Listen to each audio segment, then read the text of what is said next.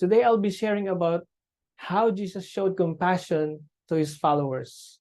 You will notice that the way Jesus showed compassion to his followers is way different from him showing compassion to the fallen, to the outcast, the hopeless, and other stories we can find in the Gospels. Jesus told his followers, "Be thou faithful unto death, and I will give thee a crown of life." Apostle Peter learned the value of suffering. There was a time when he drew back. You may recall when Jesus told his disciples of his approaching death. Peter said, "Be it far from thee, Lord." And Jesus rebuked him. But Peter learned the blessing of fellowship in suffering. And he said, "Beloved, think it not strange concerning the fiery trial which is to try you, as though some strange thing happened unto you, but rejoice inasmuch as ye are partakers of Christ's sufferings, that when his glory shall be revealed, ye may be glad also with exceeding joy." So, it's not strange when Christians suffer.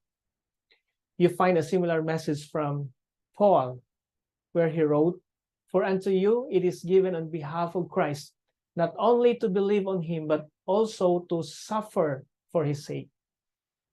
It is a mystery to the human mind why this is true, but fellowship in suffering is what Christ offers to all of his followers in one way or another. For that reason, let's focus on one of Jesus' closest followers, on whom Jesus himself said, "No greater has been born." His name was John the Baptist. Many have wondered at his death. John the Baptist was a miracle child, dedicated to the Lord from birth. He spent his time in the desert, wearing strange garments and eating carob beans and wild honey. He learned to love the desert and the wide open spaces.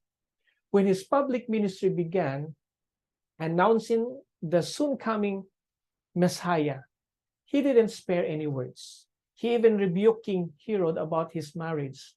Herod's wife didn't really like what he said, so she convinced her husband to throw John the Baptist into prison. Most people expected John to be released before long.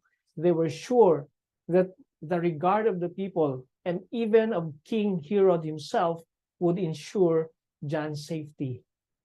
But John the Baptist waited and waited and waited. The confines of the dungeon weighed heavily on him, whose life had been spent in the desert mountains. Questions began to come into his mind. He was given the opportunity to doubt his mission, to doubt even the divinity of Christ. The time came when he could bear it no longer. And so he sent a message to Jesus, asking hard questions. And the response of Jesus reassured him. Then one day, Herod's wife got her wish. She tricked her husband through her daughter Salome. And in the process, John the Baptist was beheaded, apparently forsaken by God, apparently forsaken by Jesus, apparently left alone. Is that how Jesus showed compassion to his disciples? It is hard for us to understand that of all the gifts heaven can bestow, fellowship with Christ in his sufferings is the most weighty trust and highest honor. What kind of fellowship did John the Baptist and other martyrs through the ages have with Christ in his sufferings? What are Christ's sufferings?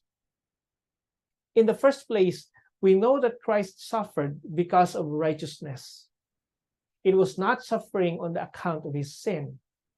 And he pronounced a blessing on those in all ages who have suffered for righteousness' sake.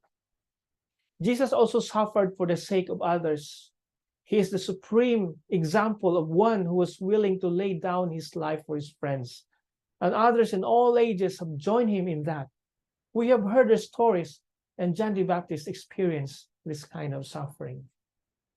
Gladly would Jesus have delivered his beloved and faithful servant, but for the sake of the thousands who in latter years would pass from prison to death, John was to drink the cup of martyrdom.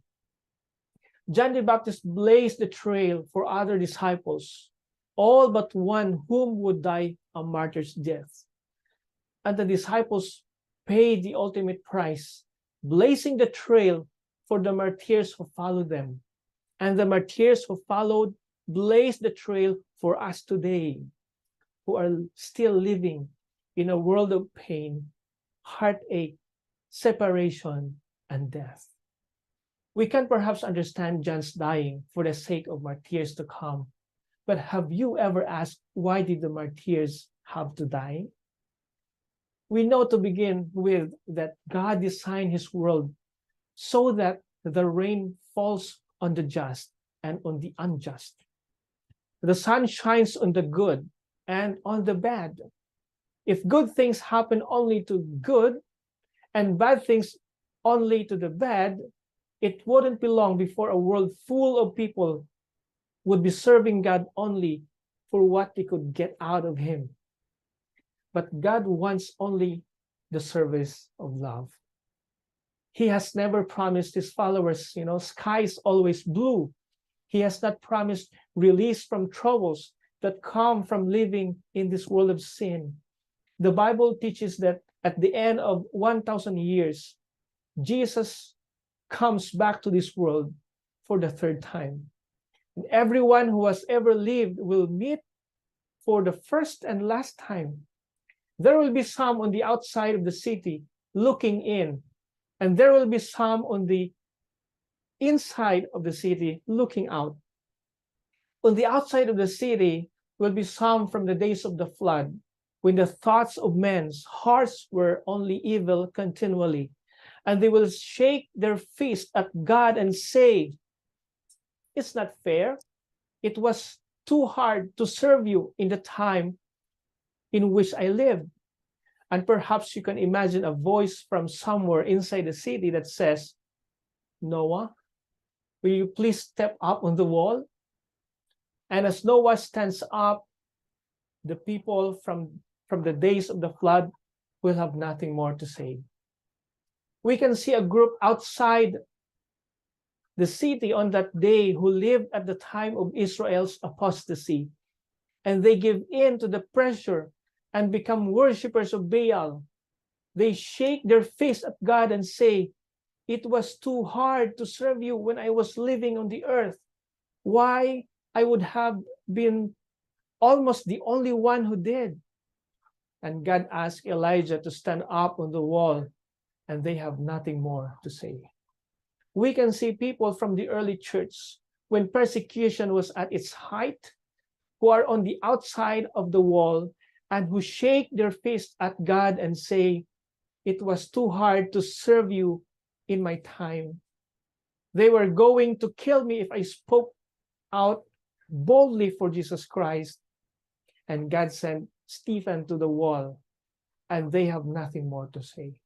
We see a group from the Middle Ages who are shaking their fists at God, and Huss and Jerome were asked to stand up. We see someone in our day, a victim of cancer, who suffers for months and finally dies. And before he dies, he becomes angry with God and blames him for all his troubles and curses God and dies. For someone like that on the outside of the city someday, God may need to have one on the inside who suffered a similar trial, but who still loved and trusted God regardless. Well, does this mean that, God is the one who brings all this suffering? No. Suffering is inflicted by Satan, but it's overruled by God for the purposes of mercy. Remember, the disciples asked Jesus, who sinned, this man or his parents? Jesus said, neither. But watch, now you will see the glory of God. My dear friends, a day will come when the glory of God will triumph, and the followers of Christ who have suffered and have served him for his sake will have the reward. Jesus promised to do more for us than simply make up for any discomfort brought on by our birth in this sin-filled world. And God's plan in the great controversy is proceeding in such a way that even those on the outside of the city, even Satan himself, will finally admit that God has been fair and just. What a day that will be when the problem of sin is forever settled and we can be with Christ in fellowship forever. Friends, do you consider it a joy and a privilege to share in Jesus' suffering? Can you say this with me? Lord, I pray that you won't take away my sufferings, but rather give me strength to endure it. And friends, may the Lord bless you as you take this step and commit to faithfully follow Jesus to the end.